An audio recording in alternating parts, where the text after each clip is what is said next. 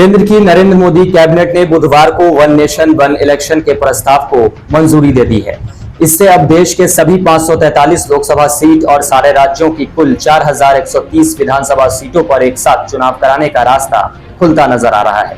सियासी दलों की इस पर मिलीजुली प्रतिक्रिया सामने आ रही है। वन नेशन वन इलेक्शन के प्रस्ताव को मंजूरी मिलने पर मध्य प्रदेश के मुख्यमंत्री मोहन यादव ने इसे ऐतिहासिक कदम बताया है। उन्होंने कहा कि इससे भारतीय लोकतांत्रिक मूल्यों व आदर्शों को और अधिक मजबूती मिलेगी।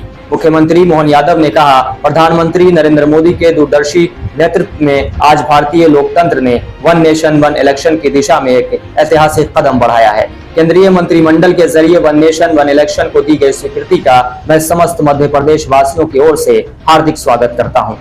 बता दें कि केंद्र सरकार की तारीफ करते हुए सीएम मोहन यादव ने कहा, इस पहल से न केवल भारतीय लोकतांत्रिक मूल्यों व आदर्शों को और अधिक मजबूती मिलेगी, बल्कि यह हमारी संसदीय प्रणाली में एक ऐतिहासिक सुधार भी साबित होगा। सीएम ने कहा, मुझे प्रसन्नता हो रही है कि आज के इस निर्णय के साथ भारतीय जनता पार्टी के संकल्प पत्र में की गई एक और महत्वपूर्ण घोषणा साकार होने जा रही है। इस ऐतिहासिक कदम के लिए प्रधानमंत्री का हृदय से आभार और सभी देशवासियों को बधाई।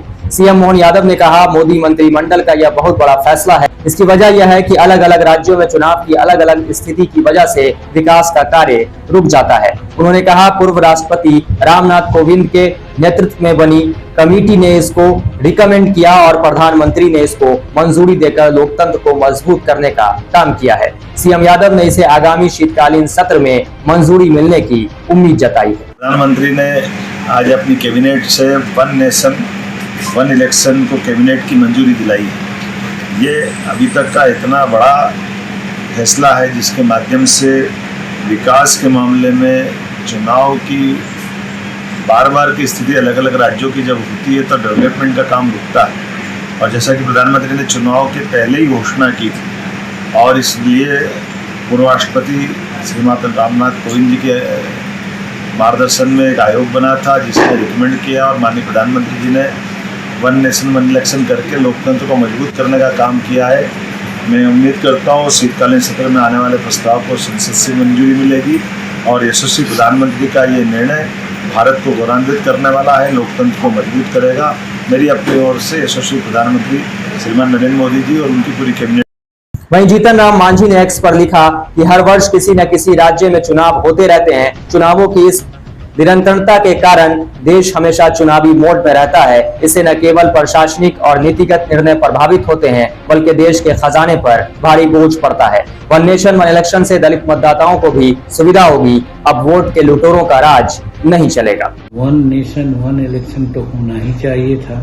1967 तक जो भी चुनाव हुए विधानसभा लोकसभा का एक साथ ही हुए, इसीलिए बहुत सा एंगल है जिसके चलते वन नेशन वन इलेक्शन होना चाहिए। और सब एंगल को छोड़ दीजिए, साल में 9 महीना आचार संहिता लगा रहने से विकास का काम हैम्पर होता था। दूसरी ओर अलग अलग चुनाव हो जाने से जो बूथ लुटेरे लोग होते थे उनको अलग अलग समय मिल जाता था बूथ लूटने का, या लॉ एंड ऑर्डर उससे भी खराब हो जाता था। और खास करके दलित मतदाता जो कि वोट देना चाहते थे उनको बहुत जगह लोग वोट नहीं देने देते थे। और वन इलेक्शन वन नेशन की बात जब आएगी तो हम समझते हैं कि सब एक साथ होगा तो सब तो अपने अपने काम में लपटे रहेंगे। इसलिए बूथ लुटेरा हमारे गरीब मतदाताओं को वोट देने से नहीं रोक सकेंगे। इसलिए ये समय का तकाजा था, ये और पहले होना चाहिए था।